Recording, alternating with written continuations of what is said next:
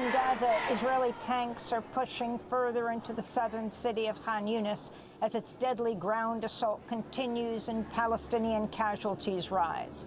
The few functioning hospitals remain completely swamped with an influx of injured people, many of them children. The WHO called the assault on Gaza, quote, humanity's darkest hour. At least 16,200 Palestinians in Gaza have been killed since October 7th. The UN's top humanitarian relief coordinator said Israel's attack in southern Gaza has been as devastating as in the north, with the apocalyptic conditions preventing the delivery of aid. Some 85% of the Gazan population has now been displaced. We suffered from the war of cannons and escaped it to arrive at the war of starvation. Now we cannot find food. We make the food by ourselves. We divide one tomato between all of us. There is no safe place. They finish off one place at a time and only God knows where we will end up.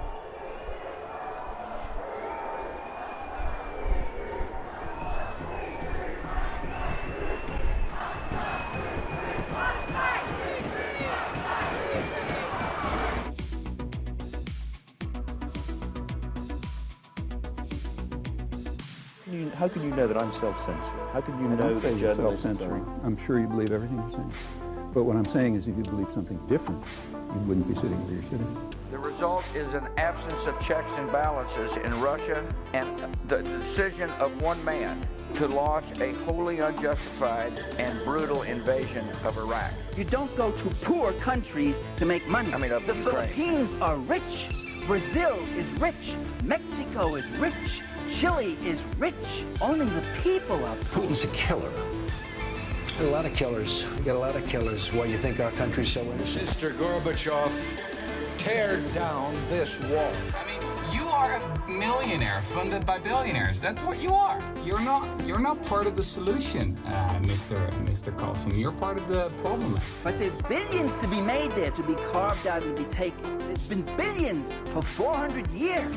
The capitalist European and North American powers have carved out and taken the timber, the flax, the hemp, the cocoa, the rum, the tin, the copper, the iron, the rubber, the bauxite, the slaves, and the cheap labor. These countries are not underdeveloped, they're overexploited.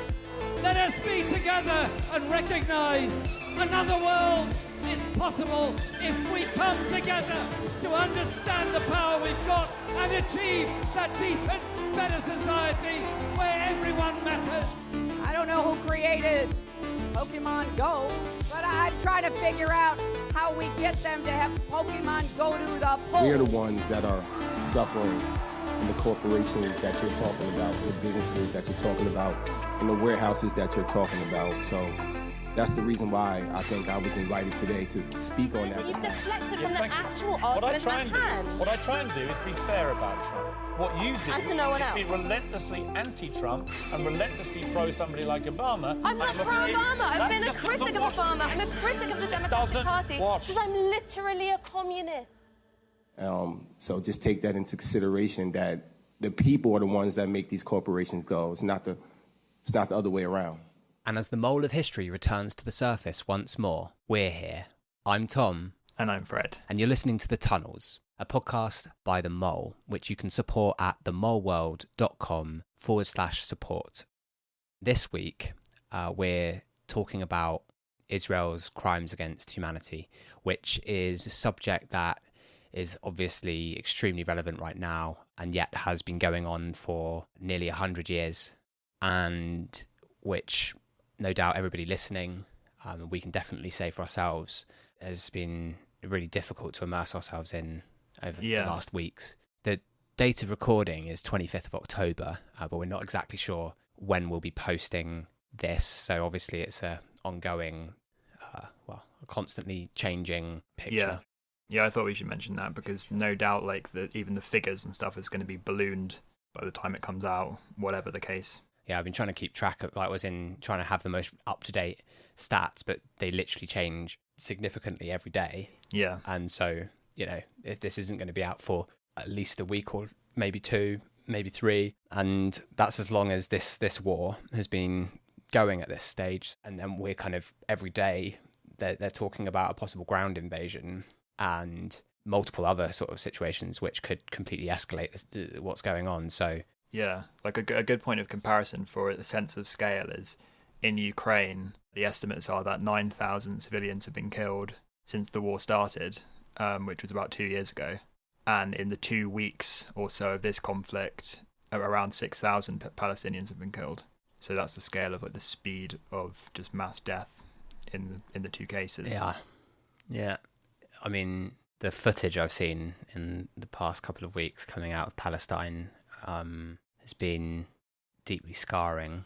Yeah, it's like basically this event as it's currently unfolding is probably the worst political event on the planet in our lifetimes. And yeah, we were saying before how paying consistent attention to something like that for us, like particularly to record the podcast episode and things, is very emotionally difficult in a way that hasn't been the case to that level before for us. So you have to kind of just hold a lot of like nightmarish things in your brain for a long time. And if you think like how bad that is even, and that level of removed from the situation, the experience of being on the ground in it, like we can't fully understand it. And I think that also kind of mediates people's relationship to the media as well, in the sense that like they can quite easily imagine being like in a music festival like the Israeli citizens were on October the 7th, but it's quite difficult to imagine living in a concentration camp that's constantly being blown up, basically. Yeah. In the West. Yeah. So, before it's kind of difficult to sandwich the more podcast updates in with that introduction. For those that are listening as the episodes come out, they'll notice that there's been a break. Yeah. And yeah, when you're doing the intro, I was like, I remember this. I've listened to this. Yeah, so there's been a break in our recording, and part of that is to do with the fact that it is so demanding to do these episodes. I mean, our intentions for these first episodes have been to really provide overviews of quite intensive and important subjects, and the prep that goes into the episode, followed by the editing, and then also the fact checking, making sure that things are correct before we publish, turned out to be a lot more than, I mean, we sort of wondered, and I think you were saying to me, like, are we going to be able to do this? And I'm always like, yeah, we can do it. But the reality was that it was very draining. We were always like pushed up against the final like days. I was like doing the edit in the final days, like in the podcast bunkers. Yeah. Which I kind of enjoy, and to be honest, I do that to myself. So, you know, who knows what will happen with that moving forward. But I kind of always force myself into a corner with deadlines. Yeah, and then I guess my chronic illness is also a factor in terms of deadlines, like the kind of unpredictability of how well I'd feel compared to how well I'd like to feel to do the episode justice. Also over this hiatus, there's been a big part of it. And also just life stuff, like... and like being abroad briefly and various things. Yeah, well, we went to the World Transformed in Liverpool. Yeah, which was and that's in fact over October 7th. Yeah, we were like, it was ironic that we were the least plugged into international news whilst we were in person at a political event. Yeah. So that actually happened whilst we were there, and we didn't really know what it was or what had happened. Yeah, someone mentioned it quite like not in passing, but like kind of it left us to go look up what had happened. Yeah, yeah. And just for context, the World Transformed is like a fringe conference beside the Labour conference, which was in Liverpool. And it's like the further left-wing kind of group that have various events that we've been to before in Brighton. Yeah. I mean, when we were in Brighton, it felt like it was a lot more obvious that there were people that were going to both. Yeah. And that was obviously the intention of them being like side by side. But this time I didn't get that impression at all. And it wouldn't surprise me if it was a lot more separate this time. Like, I mean, you're right. Yeah. Because it was a lot more like tension, wasn't there, in terms of the Starmer project was quite new, and like what it was hadn't been fully metabolized by everyone. Yeah, I think there was a vote about like proportional representation and stuff like in that first one, and I can't remember, like maybe it passed or something, and it was only then that we were starting to see the fact that like things that pass aren't happening anyway, and it's been passed, it's got to happen now. Yeah, and they're just like no. Yeah, yeah. So we've done a bunch of stuff, and then I'm sort of life-wise have been juggling things with moving and whatnot. So it has been manically busy in that interim, but we've also realised that moving forwards, to cater for things like your illness and the amount of work that needs to go into the episodes, that we're going to shift to a different rhythm. We're going to do one a month. We're going to get the episodes out more reliably that way, and then we've got plans for how we'll start to add new things to that. But the first thing is getting our stride with these monthly episodes. Yeah, and we'll have like some updates on previous topics coming. We'll get more stuff coming out on the YouTube channel and the website. And we're together in person right now for the first time recording. Yeah. So who knows what the quality of the audio is going to be like? Wondering if I'm too loud and what's going on. So we'll find out. But it's good to be in the same room. Yeah. And exciting that we'll be able to do this now. So I guess before we move on to the main body of the episode, just to say that you can find the rest of our content, including the YouTube videos that we've already done, ways to support us, and there'll also be a way to subscribe to updates to make sure that you sort of hear from us as soon as we know what's happening and what's next, and when we post new content. You can find all of that at themoleworld.com. And for those that are already subscribed, just a big thank you. You're making it possible for us to do these things, making it possible for us to go to places like Liverpool and take part in some of these events. And we soon sort of hope to bring some more on-the-ground reporting from those sorts of places. Exciting. I mean, the audio that you heard at the very beginning of the episode was actually recorded with this new portable recorder that we've got, which will make it possible for us to capture more of that content. And that was recorded on the first march for Palestine 2 weeks ago now. We're hoping to go to the next one, see if we can. And I guess just to nicely wrap up what we've already said, I think it's only just about now that you were saying that the stats on people listening to the episodes have sort of started to plateau. So that's a good indication that the content that we're producing needs to be consumed at a slightly slower rate anyway. So hopefully that works better for everybody anyway. So it's difficult to know where to start. We're recording on the 25th of October, 3 weeks after the massive increase in the genocide of the Palestinian people. Yeah. And so much context that needs to be put in place in order to be able to have a meaningful conversation about what's going on. So we've decided to do this in two parts, which we actually weren't aware we were going to do when we sat down to record this. And we're going to do the first part. So we're going to do as much history as we can in this first part, and then we'll move on to discuss the second Nakba, the current war, in part 2. So I guess if we're going all the way back to the start, would you say that's the Balfour Declaration in 1917? Or yeah, because I guess it in the Zionist version of events, you would go back to like biblical times, but that's kind of like that's a political decision in itself. Whereas like the kind of modern conception of Zionist movement specifically kicks off in a historically significant way, probably around the Balfour Declaration, yes. A man of the British establishment, in 1917, Arthur Balfour was Foreign Secretary, his country fighting the First World War on many fronts, including in what the British called the Holy Land, against the Ottoman Turks, when Balfour issued his fateful declaration. His Majesty's government view with favour the establishment in Palestine of a national home for the Jewish people, and will use their best endeavours to facilitate the achievement of this object, it being clearly understood that nothing shall be done which may prejudice the civil and religious rights of existing non-Jewish communities in Palestine, or the rights and political status enjoyed by Jews in any other country. The British government wasn't thinking about Arabs when it made that declaration, is the simple truth. It was thinking about its immediate goals for the war, for the aftermath of the war, about propaganda, about rivalry, and also securing for itself a loyal population in Palestine. The Suez Canal, the route to India, the imperial context is terribly important to understand what was happening back then in 1917. Well, this is probably a good moment to actually talk about what Zionism is and how it's conflated with anti-Semitism. Yes. Do you want to start there? Yeah. So on the kind of right wing in terms of discourse, there's a conscious project, or varying how conscious it is, I suppose, to conflate anti-Semitism, which is bigotry around Jews as a religion, as an ethnicity, with anti-Zionism, which Zionism specifically is the support for and the creation of the State of Israel as a political project on and in historic Palestine.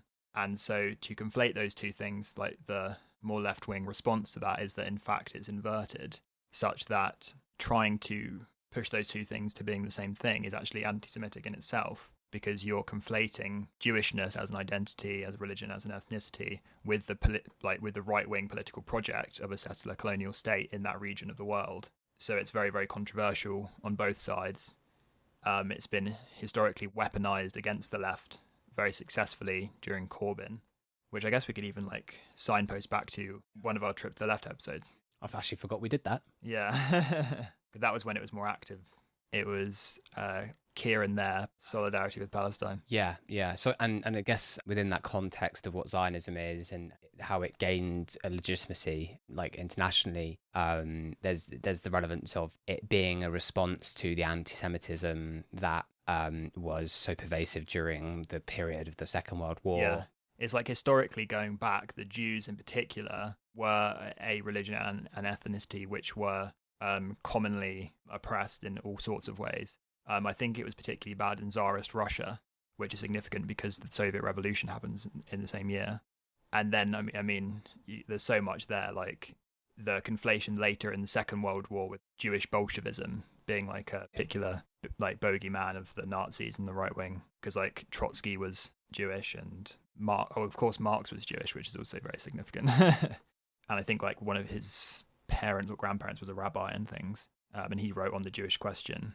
And then there's a response to it where they try to paint Bolsheviks as being very anti-Semitic, even though there's excellent speeches from Lenin on anti-Semitism. And so that's European Jewry was oppressed in all kinds of different ways further back in European history.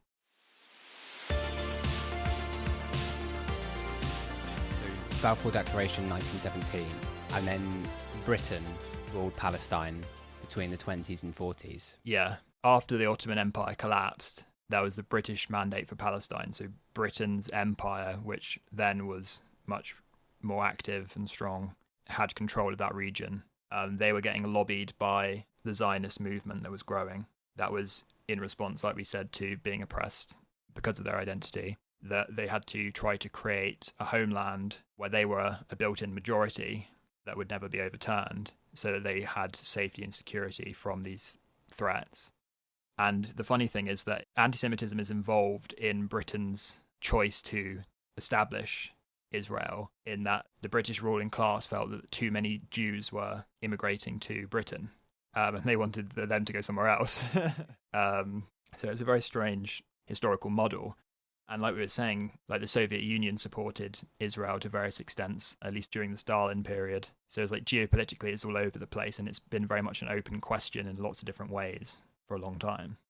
And so that occupation, that period of Britain ruling Palestine, paved the way to the first Nakba in 1948. Yeah, and something that's important to point out for later probably is that when it was Palestine, historically, and even under Britain to some extent, there was Muslims, Jews, Christians, communities all living together without mass unrest and violence between the groups. And which the Balfour Declaration came out of which British cabinet, which government? And of course, as we all know, it's David Lloyd George. Seamless edit. Yeah, so David Lloyd George was the Prime Minister, and Balfour was the Foreign Secretary. Balfour was the Foreign Secretary, yeah. Who, I forgot it was in directly writing to the Rothschilds. That was giving consent for the establishment of Israel as a Zionist aim. Yeah, and I think the infamous text, The Protocols of the Elders of Zion, I think that was written in Tsarist Russia, and that's the origin of a lot of conspiracy theories based around Zionism. And the Rothschilds were a very wealthy banking family that were Jewish, that had a lot of control in different spheres of British society, and also conspiracy theories draw a lot from that period.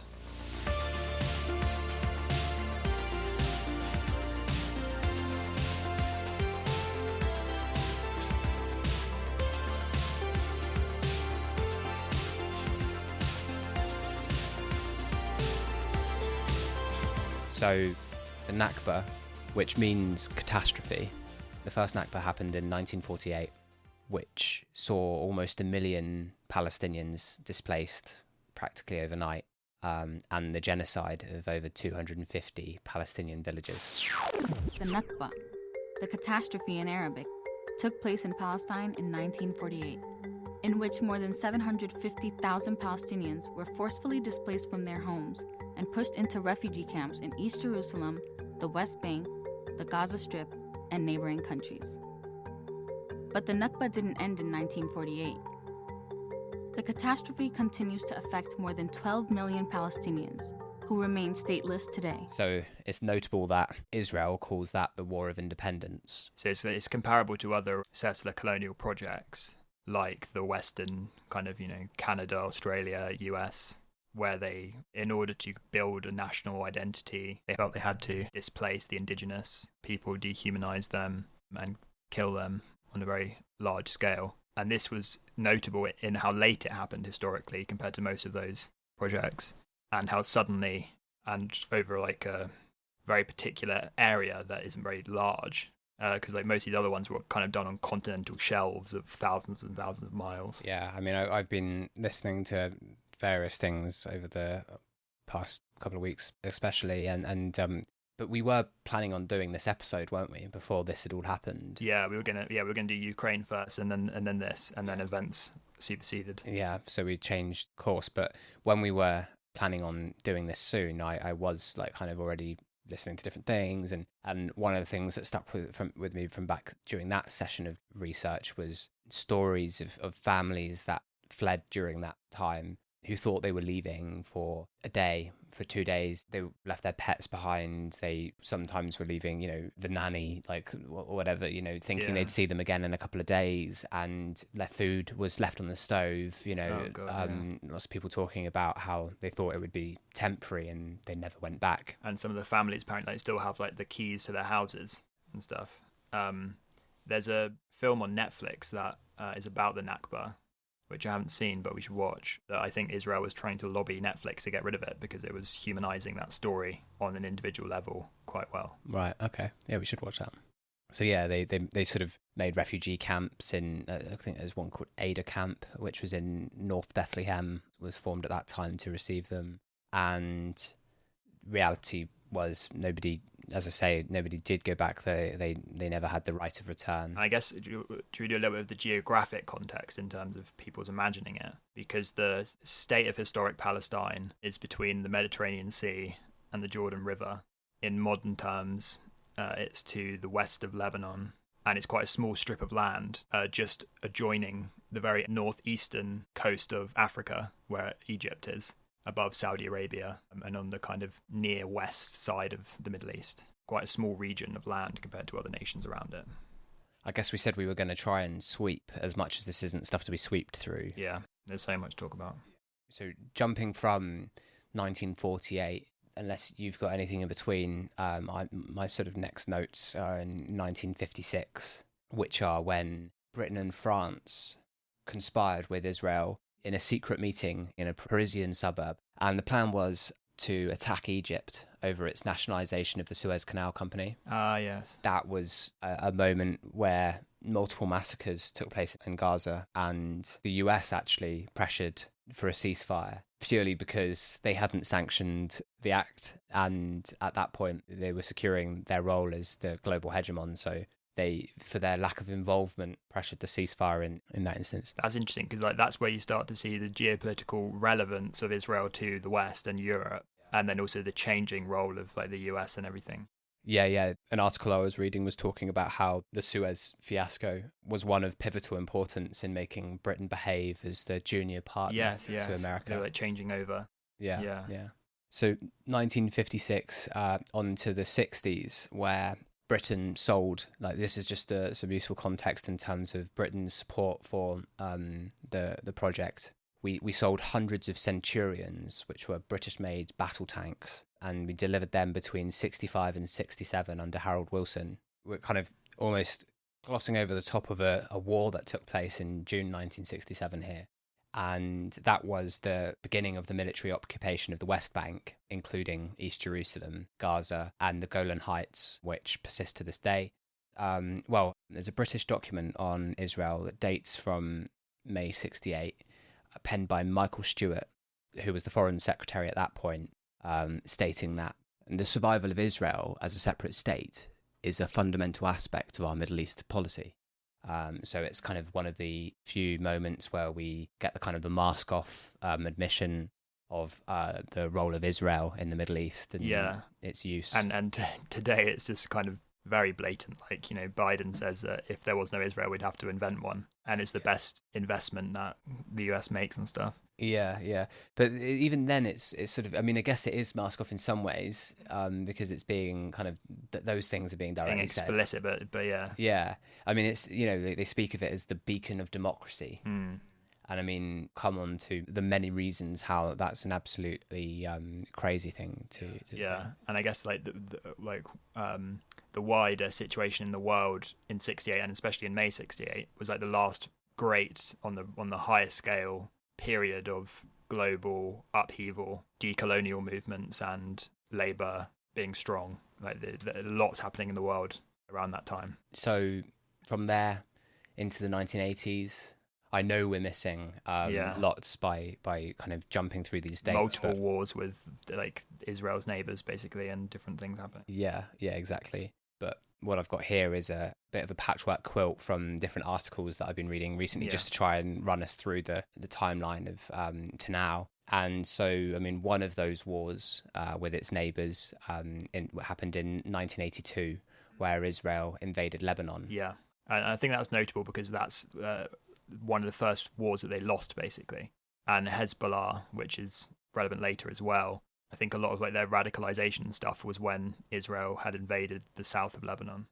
Yeah, well, they're based in the south of Lebanon, aren't they? Yeah, we'll come on to some of the factions that exist and the different militant groups shortly, I think, and try and paint that picture as well. Anything else there? Because I've got 1987 next. I don't think so. I think it's just like it starts in 48, very small, and then it expands massively around 67, and then it's challenged a bit more regionally around the 80s. Yeah, so then in 1987, the first Intifada took place. Of course. Also known as the Stone Intifada. Yeah, because they were like throwing rocks primarily as one of their tactics of resistance. And it was shortly after that where Hamas was founded. Yes. By Palestinian imam and activist Ahmed Yassin. And Intifada, for reference, just means uprising. And so the establishment of Hamas is around here then. Yeah, and the Stone Intifada happened between 87 and 1993. Right.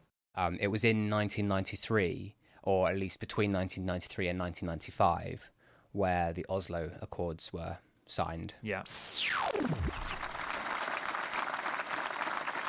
Today, the leadership of Israel and the Palestine Liberation Organization will sign a declaration of principles on interim Palestinian self-government. It charts a course toward reconciliation between two peoples who have both known the bitterness of exile. Now both pledge to put old sorrows and antagonisms behind them and to work for a shared future shaped by the values of the Torah, the Quran, and the Bible. I mean, I've got some notes on that, but do you have anything in particular that you want to talk about with the Oslo Accords? I guess there's like the international context that what the Palestinian activists were able to do quite successfully was to keep the Palestinian question alive internationally, which helped fuel the attempts to create a peace process in a comparable way to the Irish Republican Army in Ireland with a successful peace process. And I heard it compared to like the Kurds, for example. Like Kurdish nationalism wasn't really kept alive as a question, whereas Palestinian was, and that was a result of some of their tactics during the Intifada and things. Right. Well, it's notable to say that Hamas opposed the Oslo Accords and also the letters of mutual recognition which were exchanged between Israel and Palestine, well, the Palestine Liberation Organization, on the 9th of September 1993. And this process It recognised Israel as a state, and it recognised Palestinians' legitimate and political rights while remaining pretty silent on the fate of them after this interim period that it outlined. And so it said that there would be a permanent settlement of unresolved issues within 5 years at the time, and it involved the creation of a shared Palestinian and Israeli running of areas within the state boundaries. And yeah, it was when the establishment of the Palestinian National Authority as an interim body with limited authority was created. But it never agreed on several of the many major issues that existed and still do to this day. I mean, the borders of a future state, the settlements in the West Bank, Palestinian refugees, and Jerusalem as a capital, which is contended between both. It left a lot of that unsaid, and in fact was quite biased toward the recognition of Israel as a state, and functioned more for that, and hence the opposition that it faced at the time. Yeah, lots of Palestinians were encouraged at the time by the process, but the reality was it sort of gave a green light to continue the expansion of settlements. Yeah, so the Palestinian Authority, if you want to get some acronyms straight, is like often referred to as the PA, and the PLO is the Palestinian Liberation Organization.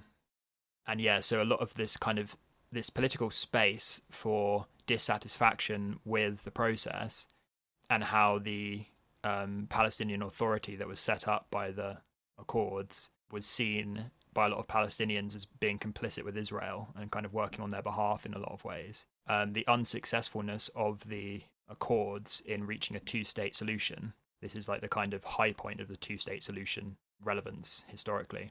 The dissatisfaction with that created the space for groups like Hamas to get more popular support because they were more directly oppositional to Israel, rejected the Accords. And a big reason that the Accords were so unsuccessful was because of how asymmetrical the power was. So Israel had so much power, and they were being supported by so many states with weaponry, funding, and just political support, that they knew that if they just keep expanding their settlements and they just keep pushing the issue, that they can have a one-state solution ultimately, and the Palestinians didn't have much leverage.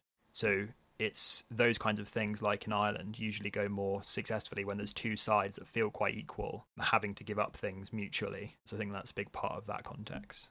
Two positions are formed here in terms of what is recognized as being legitimately Israel. So like some people want to push back Israel to its 67 borders, and some want to push Israel back to its 48 borders in terms of before it was established. And so that's part of the contention over the two-state solution. What would those borders be? At this point, Palestine isn't a contiguous area. It's like broken up into areas that are disconnected from each other geographically, which historically can't really function as a state. So that was all part of this kind of mess. But most people look back at this as the time that there was the most potential for some kind of settlement. And since we've moved very, very far away from that, mostly because Israel just continues to push and push and push. So this takes us through into the 2000s, the noughties, and actually to the second Intifada, which took place in September 2001. Yeah, which you'll see in our upcoming End of History, Part 1. Well, the video. The upcoming End of History. Yeah, video trilogy that will be released. Yeah, I guess that. So the first one was known as the Stone Intifada because it was quite rudimentary tactics. And the second Intifada diversified tactics and made use of like terror attacks, which like as a label is very politically specific and charged. Exactly. But there were like suicide bombings. There was, I think, car bombings and things, and more militarily organized insurrections and things. So a lot more Israelis were killed, for example, in the second Intifada than the first. Yeah. Have we like spoken enough about the conditions which the Palestinians are living in during this history that we're sort of passing through? I mean, we're talking here about Israel's occupation of Palestine, but in quite abstract terms, and the various forms of resistance and wars waged by Israel. But like what this involves is the creation of the open-air prison, which the Palestinians are now living in to this day in Gaza, and like in the enclaves in the West Bank and the various security checkpoints, and a regime of apartheid, which we haven't mentioned yet. Which apartheid exactly was what I was about to to bring up. I mean, recently, and far too recently, in terms of the reality of what has been the case for Palestinians for decades now, and what was recognised by none other than Nelson Mandela as being an apartheid state, but it was recently recognised by various institutions like the UN, Amnesty International. Yeah, and it's significant that Mandela was imprisoned for terrorism. Yeah. And was considered by the Thatcher regime as a terrorist and an enemy. Yeah. So I guess, I don't want us to kind of not have, when talking about these different forms of resistance that the Palestinian people are projecting and the different ways that they have available to them, as rudimentary as stones and more developed tactics that become more extreme. They are in the context of an apartheid state, which we will come to talk about in more detail. And it'll be easier, for want of a better word, to speak about that in current terms as to the current conditions that they're living in, because that way we can be consistent about, well, just simply the time that we're speaking about, and therefore paint a complete picture rather than one that's sort of changing over time. But the situation here is, that we're talking about an open air prison where people can't leave, and which has got a border with Egypt, which is closed, and a border with Israel, which is heavily militarized. Yeah, in terms of like the specifics around the Gaza Strip, like that's changed and will change with events that we'll come to in terms of the siege specifically, whether it's actively occupied or when Israel withdraw and stuff. But like in general, this is where a Marxist understanding of history is so useful to understanding things, because in a way that non-Marxist historians or just people who are trying to understand these kind of conflicts are kind of perpetually either make it hyper moral and think there's like this evil that's coming from somewhere external, or they just don't understand how these things are produced. But when you have like an analysis that's based on material conditions producing the ideas that become dominant in any situation, that makes a lot more sense of the kind of radicalisms that are produced under horrendous conditions for these periods of time. And we think of all the changes we've outlined just very briefly there. This is all within like 1 or 2 generations. Like the people who were moved out in the Nakba are living like in Gaza or in the West Bank at this point. Yeah, exactly. It's sort of only in these recent events that we've been talking about do you reach that second generation of people being brought up in these conditions from birth. Yeah. And, and seeing no solutions, like seeing every attempted solution failing. Yeah. So the context changes radically between, from decade to decade. And I guess, as far as this sweeping history goes, we're kind of getting closer and closer to the current moment. I mean, after the second Intifada in September 2001, a notable event in 2006 is that Hamas takes the majority of the PLC and replaces Fatah. Yes, and in that period, Israel are taking actions like a right-wing extremist assassinated one of the prominent Israeli politicians who was trying to make progress on this kind of peace settlement after Oslo Accords and things. So Israel and Israelis were also involved in trying to consciously shut down attempts at a settlement that might be more successful. Or there was a kind of, in the same way as like you had the US and ISIS and Al-Qaeda and things radicalizing each other in a way that was mutually beneficial, there was a similar dynamic with Hamas gaining power and the Israeli state becoming increasingly right-wing over time. Yeah, and so after that taking of the majority by Hamas in 2006. Yeah, so they won the elections in Gaza. Yeah. There was a Fatah-Hamas conflict with the Battle of Gaza in 2007, which took place between the 10th and the 15th of June and was centred on a struggle for power after Fatah had lost the 2006 election. And they were seen as like the more moderate faction.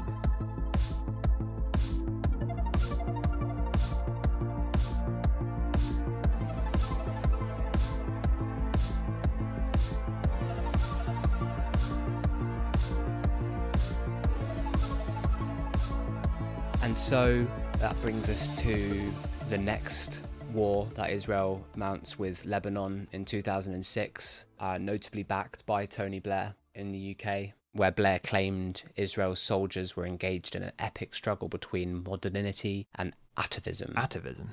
Yeah. Modernity and atavism. That's like ATOV. ATAVISM. The reappearance of a characteristic in an organism after several generations of absence. What a strange kind of esoteric thing to say. Yeah. So then, like, the wider context in the Middle East in general is like US and UK occupation and various groups in the region being radicalized, all feeding into this modern context.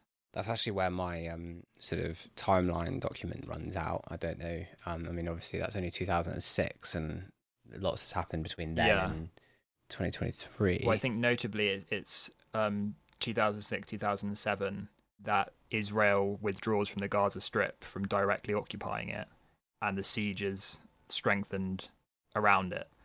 And that was the last time that an election was held, and that's when Hamas got their majority. And so the conditions of that siege were that the state of Israel has direct control over what goes in and out of Gaza, and it's basically a giant concentration camp. Like that's another one where, like, the language, like even open air prison, I saw someone saying that kind of implies some element of criminality, which isn't present. And concentration camp is normally not used because of its association with the Nazis. They also do that in the US in terms of their detention camps and the border and things. Yeah, but the reality of the conditions is that. Yeah. So with that broad sweep, it's already started to paint a bit of a picture around the geopolitics that exists and the different conflicts that have taken place over that time, the relations between sort of allied states and states that support the formation of Israel and then further support the continued displacement and occupation of Palestinian people. But there are some sort of specific relationships that it would be good to go into, whether it's adversaries or allies. And so where would we want to start with that? Yeah. Well, I guess a big part of the next step regionally is the Arab Spring in 2011, where basically the dynamic in terms of the population of the Middle East and the regime's ruling class was, and somewhat still is, that the population have a lot of unbroken solidarity with the Palestinian people and directly oppose Israel. And the regimes that were in charge to various degrees at various times fall in line and start to kowtow to Israel because of the international pressure by the United States, sanction regimes, kind of geopolitical jockeying, different interests. And that was one part of the conditions that produced the Arab Spring, where a lot of Arabic populations deposed their governments and new processes were established and new regimes took hold more and less successfully in different ways. But that's a big next step in the history regionally. Yeah, exactly. And I suppose a parallel conversation for us to continue alongside is one around the factions that existed and continue to exist within Palestine, which we've brought up at different points throughout the episode so far, with Hamas, with the Palestinian National Authority, with the Palestine Liberation Organization, and then also factions that exist within neighbouring states, such as Lebanon with Hezbollah, who are currently being spoken about quite a lot. Yeah. But then also, you know, we've already spoken about multiple wars with Lebanon. Yeah. We've got the bombing in Syria and more. But I mean, what's the group in Syria? Is it the Islamic State? ISIS, yeah. It is ISIS. Yeah. I was always going to say. Yeah, I know. Because ISIS is so commonly said. I know. It feels like we almost want to do a like a taxonomy of Islamic radical groups, because even like the Taliban, Al-Qaeda, ISIS, Hamas, Hezbollah, kind of all pushed into one network, which it doesn't. Yeah, it flattens something which is really a much more nuanced picture that, as we were talking about not long ago with the materialist analysis of what's happening, actually provides a huge amount of context to why these groups are formed in the first place. It's not that they just appear out of nowhere and that it's like inherent to the religions of the region, or that it's inherent to the sort of direction that these peoples were taking. It's in response to very specific material conditions. Yeah, like a good example is the Mujahideen were armed and funded by the United States to radicalize the local population against the Soviet occupation, which then created the conditions for Al-Qaeda. So it's a similar dynamic, this kind of back and forth radicalization. Yeah. Another good example I was just thinking of then about like the word jihad in general. Very recently that some Muslims were chanting jihad on one of the demonstrations, and people were reporting it as like terrorist activity. But like, again, like the word jihad just means struggle. and you can have like a personal jihad in terms of how you live your own life, but it's kind of flattened, like you say, and associated with specifically like terrorist activity only. Well, as is the saying Al-Aqsa, which means God is great, and is a common saying that just has literally been turned into what people see as something that a terrorist says. Yes. And it's purely an alien religion in Arabic, saying something which is very comparable to the sorts of things that people of Western religions... Yeah, it'd be like, oh my God, or something. Yeah. And this conflation of things which are just alien and not known with the propaganda that tells us is something else is really key to a lot of this. Because, I mean, that example that you gave there of the Mujahideen being funded and turning into the Taliban is a good template for lots of things that have happened. One of those being Israel's propping up and support for Hamas. Yes. In the run-up to Hamas becoming what it is now. Yeah, and it's a good point that it's like in the areas that you know the least about, the propaganda is more and more effective. Just have like a general background noise that like this stuff is this stuff, but if you asked any questions, you'd be like, oh, I don't really know. Yeah, you've got nothing else to base your impressions on. Yeah. In those instances, it becomes very easy for propaganda to just give you an incorrect framework that then just you unintentionally apply to so many things moving forward. And it's that contextlessness and the way the media presents these events without any context coming out of a vacuum that makes people particularly not able to follow it and given the wrong impression and things. Yeah, exactly. I mean, with things like the current war, just reporting on current events in a way that, I mean, you know, it's called that, isn't it? But when you are purely narrating current events in a way where you obfuscate all of the detail and you simply say this group is doing this to this group, I mean, and then also ignore a load of other stuff, but you don't even provide context to the things you are saying. It's just a whole mess of misinformation, isn't it? So we have these different radical groups, right? We have these different radical groups. We've got Hamas, who is still the sort of authority within the Gaza Strip. And then in the West Bank, that isn't the case, and notably isn't the case, both in terms of the immediate expression of apartheid across the state of Israel and in terms of the violence being experienced in the West Bank, despite not having any presence of Hamas. And the West Bank is different to the Gaza Strip structurally in that it's an occupation directly, where Israeli settlements are growing and adding new ones to kind of slowly push out the Palestinian population rather than this siege which is around the Gaza Strip. Maybe this is a good moment to go through the different regions within Palestine, the different conditions that exist. I mean, there's a tiered ID system within Israel, which is policed by the IDF and which is enabled by the fact that Israel controls the registry of people. So the movement of Palestinians and the degree to which they are controlled by the security apparatus is guided by this ID system, which on the most basic level gives different rights to the different tiers. So, I mean, top level sort of breakdown, but then we should go into it a bit more, is you have Jewish Israelis who have full rights as far as rights are concerned within Israel. And then you have Palestinian citizens of Israel who are second-class citizens within the Israeli state. And then you have East Jerusalem, where the residents have a permanent residency status. But the thing is with the permanent residency status is if you leave, you can't come back. And then you have the West Bank, which is under military occupation. And then you have the Gaza Strip, which is under occupation and siege. Yeah. So you've got these different levels, and then you've got the Palestinian refugees who've left and they have no rights whatsoever. Yeah, you have like the Golan Heights, which you mentioned before, across the border in Syria. And then you have just wider kind of diaspora of Palestinians that have moved out to various states and even around the world.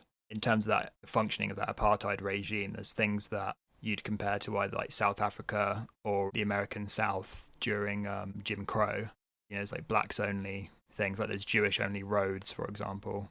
There's a whole infrastructure of apartheid. And in terms of the significance, whites only. Yeah, well, depending. Yeah. Like talking about that kind of security regime, the Israeli state is world leading in terms of their information technology, their weapons, how they surveil citizens, and they partly built that on top of the Gaza Strip because they have a captive population that they can test weapons on, test ways of manipulating populations and things, which they then sell abroad. And it's part of this modern context that like the Israeli state functions as a Western military base in the middle of the Middle East. Yeah, and also to the extent that they're known for being the technological hub of the Middle East is to the extent that they have these tech companies which are funded often by the state, which you can't discern between state-run and a private corporation. So whether or not they are a function of the state or actually a private company, they often have huge numbers of personnel that previously worked for the IDF, who you can't really tell whether or not they ever stopped. And there's these groups like the IDF Unit 8200, which is a military intelligence unit of the Israeli army known for monitoring Palestinian communication and using that information to blackmail them. And that group has carried out cyber attacks on other states and gave birth to the NSO group, which is the private company that is responsible for the Pegasus spyware, which people would probably heard about, which is used to target dissidents, journalists, activists, and is probably best known as being the software that hacks phones and basically completely track you. This is everywhere. This is an industry that should not exist. We're seeing what the NSO group, which is sort of what the most famous of these guys, is up to. But the NSO group is only one company of many. And if one company smells this bad, what's happening with all the others? I mean, when I look at this, what the Pegasus Project has revealed is a sector where their only product are infection vectors, right? They don't, they're not security products. They're not providing any kind of protection, any kind of prophylactic. They don't make vaccines. The only thing they sell is the virus. And I think saying that they only sell this to government doesn't make that better when you look at who the targets are that have just been revealed. Beyond the level of spying that already previously we knew existed. And now they're actually taking control of that phone fully and turning it against the people who bought and paid for it, but no longer truly own it. You can make yourself safer, right?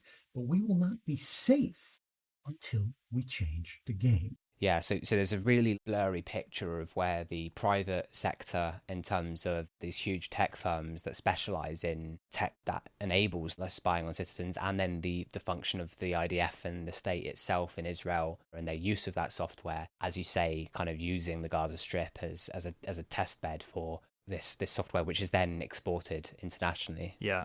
And the IDF, that stands for the Israeli Defense Forces, it's mandatory conscription in the state of Israel. So you have to do a minimum service if you live in Israel in the IDF.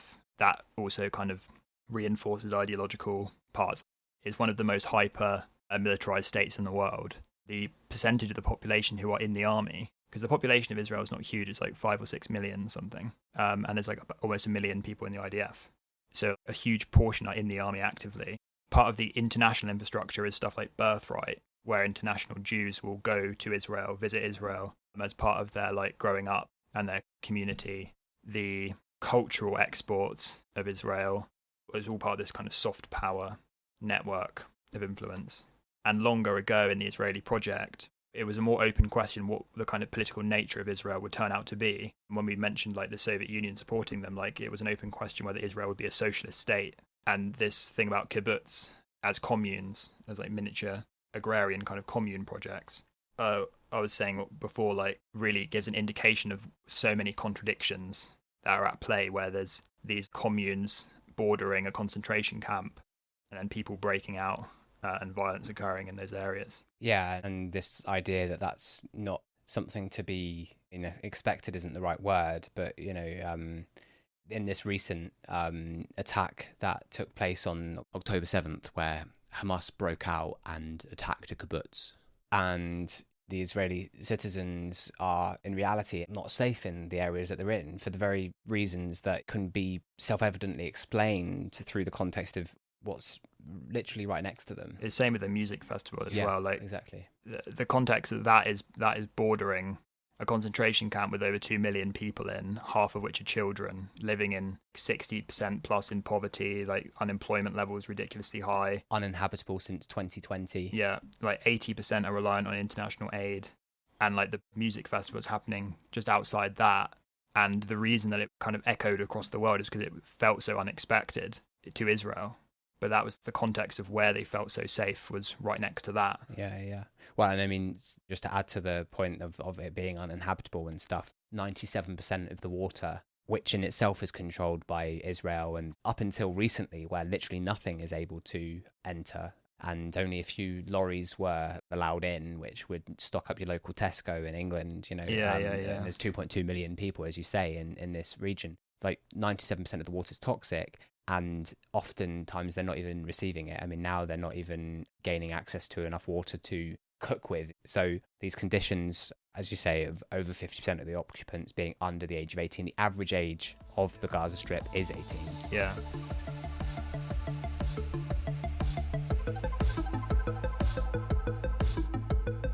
Friday, Palestinians gathered for protests at the Israeli-Gaza border as part of the ongoing Great March of Return protests. Paramedics say at least 30 Palestinians were injured by Israeli soldiers during Friday's protests. Israeli soldiers have killed at least 34 Palestinians since the latest wave of protest against Israel's occupation began March 30th.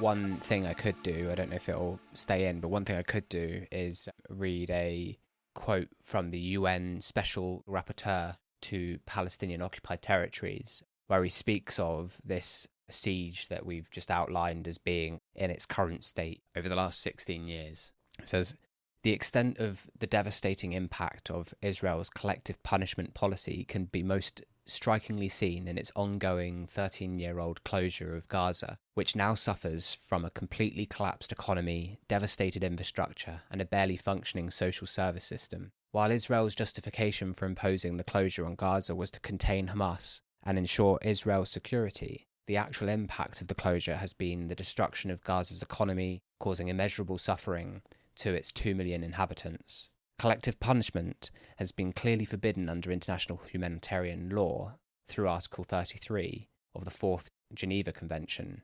No exceptions are permitted.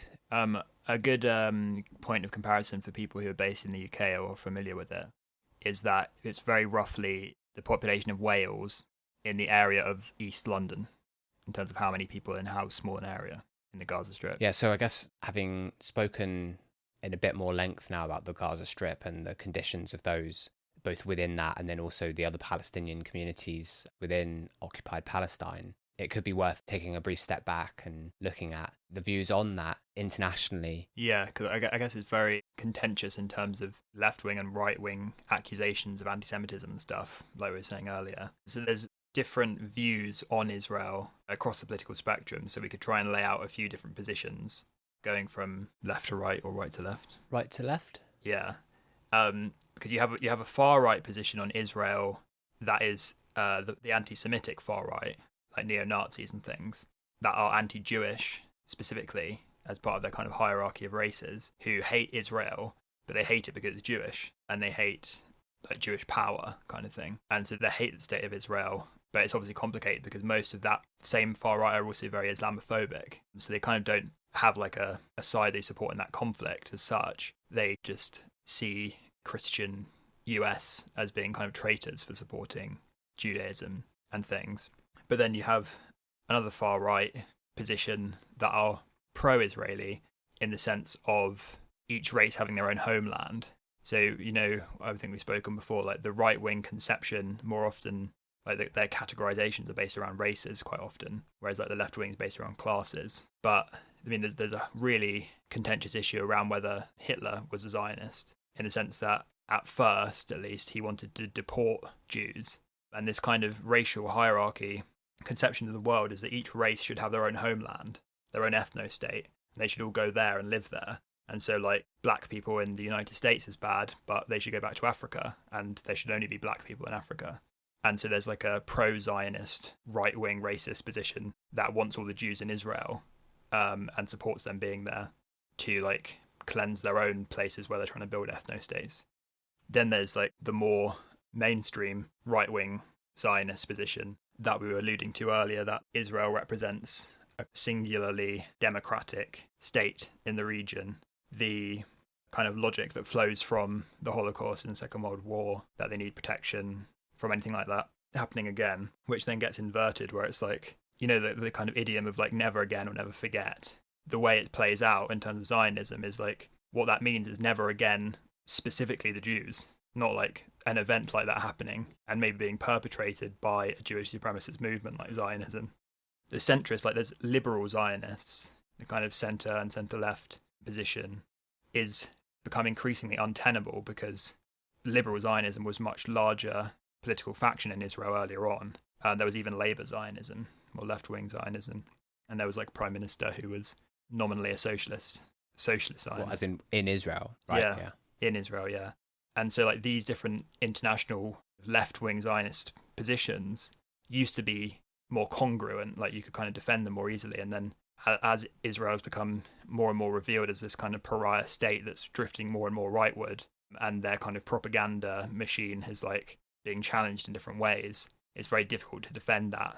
And so liberal Zionists, there's a great point somebody made about what modern liberalism is like... Was it me? Yeah. Yeah.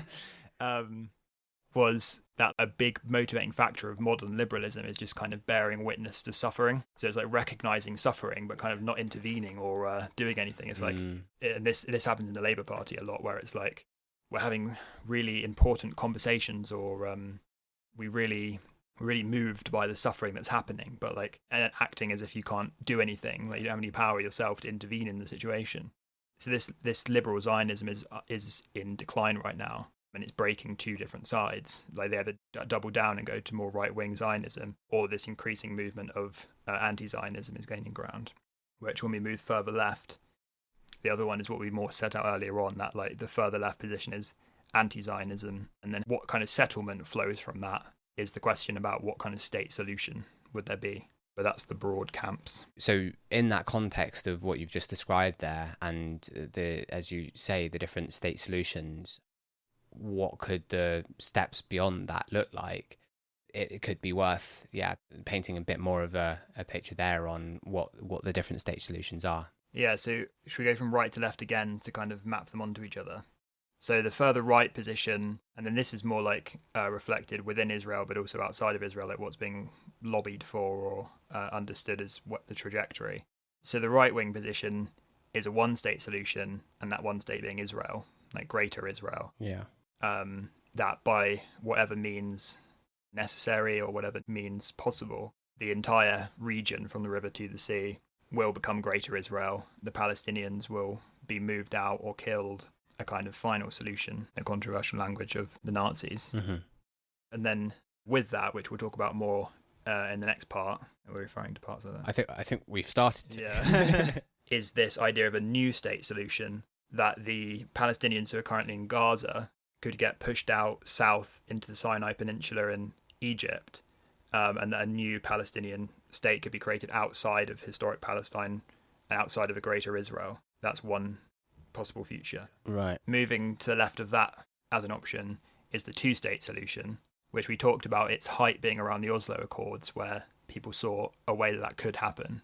And what kind of we say and we hear in terms of people who share our analysis is that the two-state solution has been dead since then, and it's been mostly used as a rhetorical strategy by Western politicians to say that they want to support like a peaceful settlement, but they won't kind of denounce anything that Israel is doing. And what Israel has been doing all the while is making sure that that two-state solution is dead. Yeah. I mean, in the context of all these different conversations that have happened toward this notion of peace with the Oslo Accords, and then also in subsequent conversations that happened that were revealed in the Palestine papers and others between authorities within Palestine speaking outside of the knowledge of the Palestinian people and with the state of Israel surrounding what areas will be governed by the Palestinian people and by the Israeli state. And in each conversation, what happens every time is that Israel not only won't commit to what areas they'll be willing to, I mean, there is no exchange really. The exchange is always sort of one-sided in that Palestinian people give land and the Israeli government doesn't. But what they'll always do there is, in these conversations where an area is being discussed, they're already building settlements, and it's the new baseline, the new baseline that the next conversation starts from, and is ever changing in that they're always pushing further into the territory, and I mean they're just changing the game every time. Yeah, they call it like facts on the ground. That like they'll change the facts on the ground, and the conversation will change around it, and they'll just keep doing that. That's leading. Yeah, exactly. Yeah, so then stepping to the left again, the idea of a one-state solution once again, but this time it being a secular democratic state. So it's not based around an ethnic or religious majority. It's not an ethno-state. And this is kind of where it's interesting. Like, of any place in the world today, the way that like a bourgeois liberal democracy would be the most radically progressive settlement over current conditions would be that. If you had a Palestinian liberal democratic secular state that contained Muslims, Christians, Jews, people of different faiths in that area living together, like in some ways existed before the whole process of Zionist colonization. Although that seems so far away, this region of the left like sees that is a lot more possible than the two-state solution. Yeah. Or a lot less impossible. Yeah. And like what that's called and how it functions and stuff is an open question. The left would mostly rather that be a Palestinian settlement, like it's called Palestine, has the same flag, but people can live there and all be represented politically. And then the only other position which is relevant for us to mention at least is obviously the no-state solution, the communist position, that ultimately there are contradictions that can only be resolved through the abolishment of the state. But like I was saying, that's probably least relevant to this region of any, potentially. Yeah, as in the journey to that end goal is one that will sort of necessarily pass through at least one of those other solutions you've just outlined, whether it be the one that you outlined prior, where it is that it transitions through one state where all of the people participate in a bourgeois democracy, capitalist society, a state of new demarcation, or at least of the old demarcation, but with all the people that currently reside there taking part equally in a system which resembles that of any system, I mean, that we're familiar with. Our system, for example, the idea of jumping that stage is a nice idea, but possibly the least likely of those that we've just outlined. And like socialists and communists, like all these other groups, when it comes to this issue, tie themselves in knots and have very controversial debates around this and exactly what relevance that has to this and how it would play out and what's possible. And like you're alluding to, it depends on how you conceive of how history unfolds and things. Yeah, I mean, to seize the state apparatus and then to move toward its ultimate demise, its withering away. I mean, the way I'm at least conceiving of it right now would require a state to exist to wither. And at the moment, that's sort of very much the point in question. The antagonisms that exist, the contradictions that exist in the current conflict and prior aren't going to sort of necessarily jump to that. I don't know.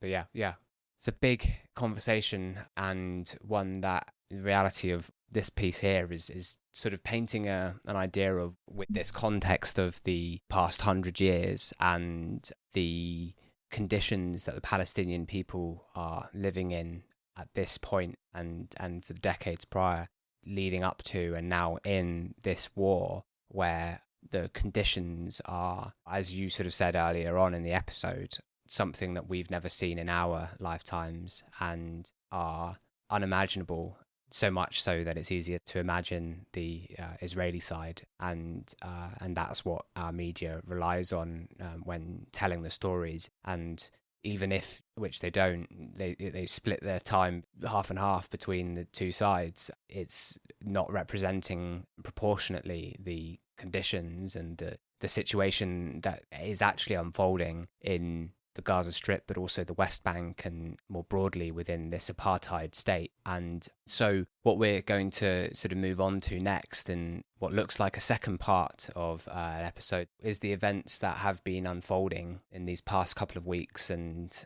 inevitably now over the following weeks between now and the point at which the episode goes live, where these contradictions and these conditions have only become more exaggerated, and where at this point the numbers are over 5,000 dead in Gaza and 2,000 plus of those being children. Yeah. And this notion that the war against Hamas has to be waged against all of the Palestinian people, and this conflation of the two being a war crime in itself and leading to unimaginable atrocities, which we have escaped having to discuss this time. So we'll come back soon and go into those. In the meantime, we'll continue having to store these things in our heads. Yeah. The one thing we didn't mention is Israel has nukes. Yeah. Let's throw that in there. Yeah, Israel has nukes and has the largest military in the world on its side. This could easily flow into the entirety of part 2. But yeah, good point, and a big point to end on. So thank you to everybody that has listened to part 1 of this terrible episode. And I've been watching for weeks now people online sort of having to segue from talking about these terrible things into please support us. And now it's our turn to say the same, because for us to be able to spend as much time as it takes to put these episodes together, and for us to have the capacity to be able to keep these things in our heads, it's you that makes it possible. And we hope that you enjoy the format, this format that hasn't quite stabilized yet and is continuing to take shape, but which we think is really key to trying to cut through the noise and make sense of both current and historic events, and also look to the future and what can come next. And so if you are interested in helping us continue to make these episodes and our videos that you can find on our website, along with details on how to support us, then please do head over there. It's themoleworld.com. And in the meantime, you bring the cheese. I'll bring the crackers. Hi, I'm Dunya Ashur. I'm 23. I live in Gaza. We evacuated home last week on Friday. I live in Tel Hawa. I lost my house. My mom lost her workplace. I managed to save my dog, but unfortunately I couldn't save my 3 cats. When we came here, we only had my dad's car, so we couldn't take my sister and her husband, so they stayed at home. And we came here, I don't know, the situation is really bad. There's no water, electricity. I don't eat, so I won't go to the bathroom. Nothing, I guess nothing after this war is the same. And I don't know if I'm the next one to leave, to die. It's really hot in here. We split. My mom and my dad, they sleep in the car. My sister, my husband, and her husband sleep here, and I sleep in the class. There are 30 people in the class. I just want people to know what it's like here. Just keep sharing what it's like here, to know that it's alright to resist. And I guess this is how we resist. And it's our land, from the river to the sea. Let's not forget.